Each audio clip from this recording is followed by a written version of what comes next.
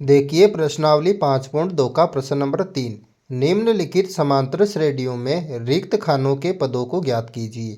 देखिए प्रश्न नंबर 3 का पहला, यहाँ पर जो है एपी दे रखी है आपको, देखो प्रथम पद दे रखा है 2, और यहाँ पर देखो ब्रैकेट में जो दूसरा पद क्या आएगा ये हमें ज्ञात करना है, और तीसरा पद दे रखा है यहाँ पर 26। ठीक है, तो यहाँ पर जो दिया है वो लिख लेता हूँ, यानी कि प्रथम पद यानी कि A1 बराबर दे रखा है यहाँ पर 2। ठीक है, और 26 जो है यहाँ पर तीसरा पद होगा, तो A3 बराबर यहाँ पर दे रखा है 26 बराबर 26। और ये जो ब्रैकेट में कौन सा पद आएगा, ब्रैकेट के अंदर यहाँ पर आएगा दूसरा पद, तो दूसरा पद हमें ज्ञात करना है, तो A2 बराबर हमें जो है ज्ञात करके बताना है। तो देखो A3 बराबर 26 दे रखा है यहाँ पर, तो नीचे लिख रहा हूँ मैं वापस A3 यानी कि तीसरा पद दे रखा है आपको 26।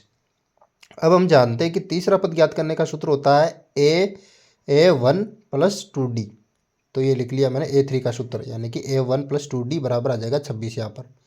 अब देखो A1 का मान हमें दे रखा है 2, तो A1 की जगह जो है मैं 2 उतार दूंगा यहाँ पर। ठीक है, प्लस 2D की जगह आ जाएगा 2D बराबर का चिन्ह, यहाँ पर आ जाएगा 26। अब देखो दो जो बाईं तरफ है इसको लाऊंगा मैं दाईं तरफ, तो देखो 2D बच जाएगा इधर, तो बराबर 26 की जगह 26, और 2 जो बाईं तरफ था इसको दाईं तरफ लाऊंगा तो वो माइनस का हो जाएगा, तो ये माइनस का आ गया 2 यहाँ पर। ठीक है, अब देखो 2D की जगह 2D आ गया बराबर 26 में से मैं यहाँ पर 2 घटाऊंगा, 26 में से 2 घटाऊंगा तो यहाँ पर आ गया 24। ठीक है, तो ये उतार दिया 24।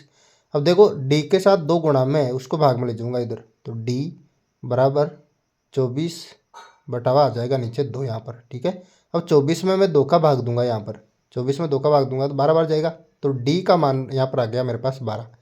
अब देखो D आ गया हमारे पास और A1 है ही, तो A2 ज्ञात कर लूँगा मैं यहाँ पर। देखो A2 कैसे ज्ञात करेंगे, देखो A2 का सूत्र होता है A1 प्लस D, ये सूत्र होता है इसका। ठीक है, अब देखो बराबर का चिन्ह, तो ये उतार देता हूँ यहाँ बराबर का चिन्ह, A1 की जगह जो है 2 आएगा। ठीक है, तो ये उतार दिया 2, प्लस D का मान जो है यहाँ पर आ जाएगा 12, क्योंकि अभी हमने निकाला था।